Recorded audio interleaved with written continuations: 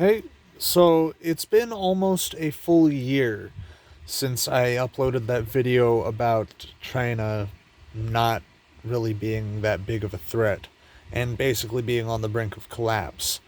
But I've learned a lot since then. Um, for example, there's no way that China will ever take Taiwan. It would actually, there's a YouTube channel called Poly Matters, and that channel did an analysis of battle strategy in against Taiwan, and it's really impossible. It would take an invasion force about twice the size of that of D-Day, and that includes vehicles. Everything's doubled, and that would just be to invade. To actually hold down Taiwan would take a lot more. And this is assuming that the Chinese military is as capable as the Allies were during World War II. This would also be assuming that their tech is as capable as all the tech that Taiwan has access to right now. And it's not, because Taiwan has access to all the Western tech. Taiwan has the United States as an ally. The United States is not going to let Taiwan be invaded. So really, ultimately, it comes down to China just threatening for the sake of threatening. And now that analysis was done 4 weeks ago, about 4 weeks ago. A defensive force has the upper hand in a battle always. And it's usually about three defenders, or three attackers for one defender. That's generally how it goes. You need about 3 or 4 attackers per defender. So yeah, it would be a huge invasion. It would be ridiculous waste of resources, and ultimately China would not succeed because China sucks. China sucks at everything. All the shit that I said last year about the one-child policy leading to these spoiled brats who have a mentality not fit for warfare is still true. All the technology being bootleg is still true. It's cheap knockoffs. They just have a lot of them. Now, numbers can mean a lot, can mean something, and it can mean nothing. Russia has won wars by throwing huge numbers of people at problems. Russia has also lost wars doing that same thing. The United States has won wars using advanced tech.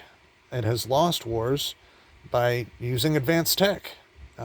These things aren't really determined by technology or numbers. They're determined by a number of other factors, usually cultural and terrain based.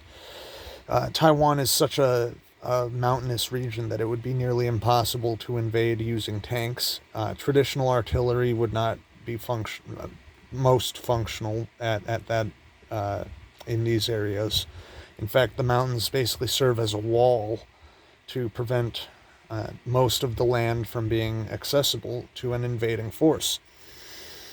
So, with that out of the way, I finished reading Anarcho-Fascism by Jonas Nielsen, and I also finished reading On Power by Bertrand de Jouvenel. Anarcho-fascism is not really a system, it's more of a call for fathers to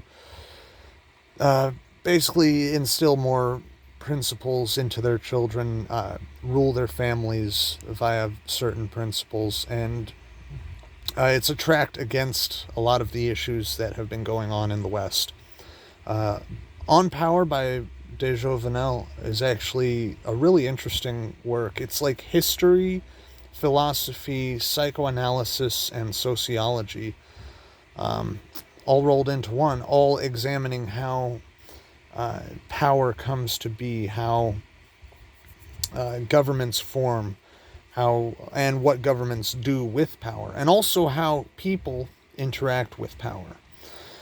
Now, that book would take a lot of investigation to actually get everything out of it. It's very, very thick. And one thing that makes me laugh about philosophy books a lot of the time, and it's always with Hegel. I don't know why it's always with Hegel, but they'll be like, oh yeah, this totally agrees with Hegel. Here's a vague example of how it agrees with Hegel. I'm not going to tell you what book Hegel taught this in. I'm not going to tell you what lecture Hegel taught this in, but it agrees with Hegel. And that's just funny to me. And he did that. De Jouvenel did that in his book. I mean, he expanded upon it, but at first he was just like, oh yeah, this totally agrees with Hegel. Anyway, thank you for watching. Peace.